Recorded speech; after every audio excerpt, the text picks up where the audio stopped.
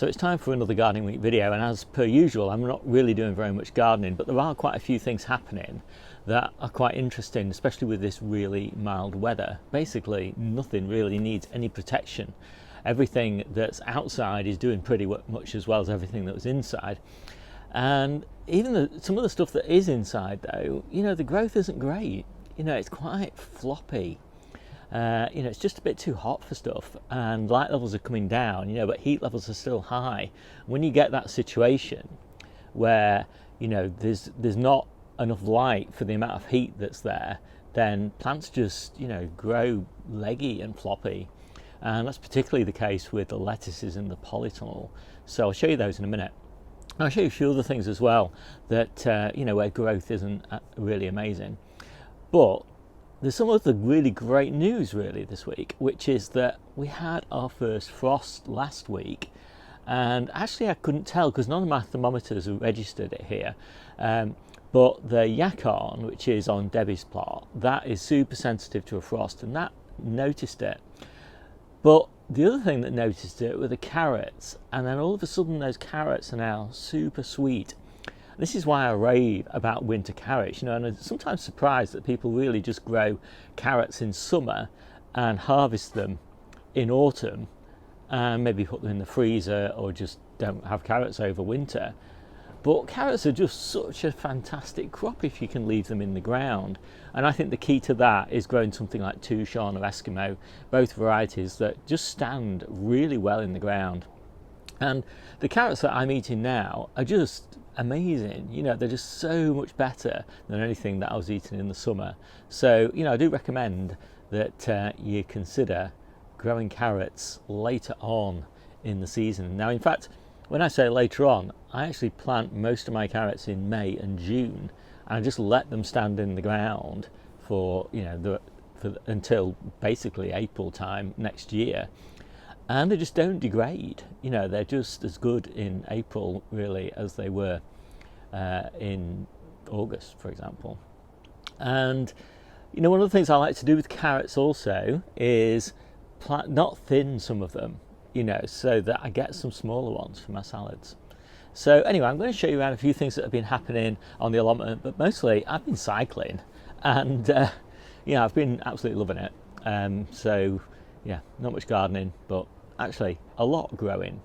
So actually, the other thing is no harvest this week, unfortunately, or fortunately for us, because less work for us and we're going on holiday for a few days. So I'll show you around, and then we'll get on with some gardening next week, hopefully. So just look at these floppy lettuces. Loads and loads of floppy growth. And, you really notice it with some of these, just like these really big kind of floppy leaves. And look at those, they're here. Just, again, like really long, floppy. But, they're great, they still taste nice. And I'll obviously be taking all these sort of floppy leaves off over the next 2 or 3 weeks in the harvest, and there'll still be enough time in November for them to kind of regrow and give us a good crop in December as well. The ones that I'm growing for hearts are actually looking pretty good, and hopefully I'll be eating these fully hearted lettuces in December, late December, sort of January, early February time. Got a few problems there with my salad rocket. Something's eating it. There must be some caterpillars or something in there, but not to worry because I've got loads outside and the stuff outside is doing great. But I need to start harvesting that soon, because otherwise it'll just kind of, the plants grow too big and then they get a bit tough.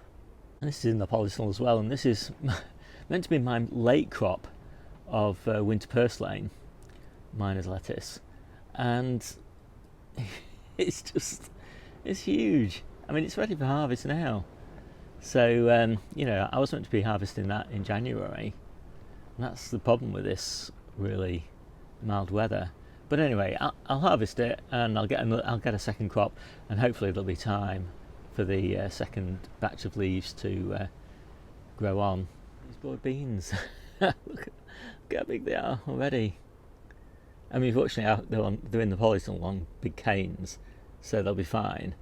But yeah, they're about 6 inches bigger than they were last year, I think. So although I've got a few problem areas, some things are just growing great and loving this warm weather. So these are the August sown kales, and these are absolutely amazing. I mean, I've just watered them, that's why there's all water all over them. But yeah, I mean, they've grown on so big and they're so healthy, so much better than the ones that I sowed sort of back in May time. It makes me think, you know, why I bother really sowing them earlier? I think I'd just sow them later and give them a little bit of heat. Because if you compare these to these, which were sown, I don't know, 6 weeks earlier, you know, these are just nowhere near as good. It's the same story with these Asian greens. You know, I was quite worried that I'd be a bit short of brassicas over winter because of the problems with the colettes getting club root, but not quite so worried now. And the onions outside, these are the overwintered onions. Again, looking really nice. These are tough ball and red winter. The red winter growing from sets down the centre, and the tough ball down the edges. But these are just loving it outside. And same with the cabbages, looking really nice. They're very happy.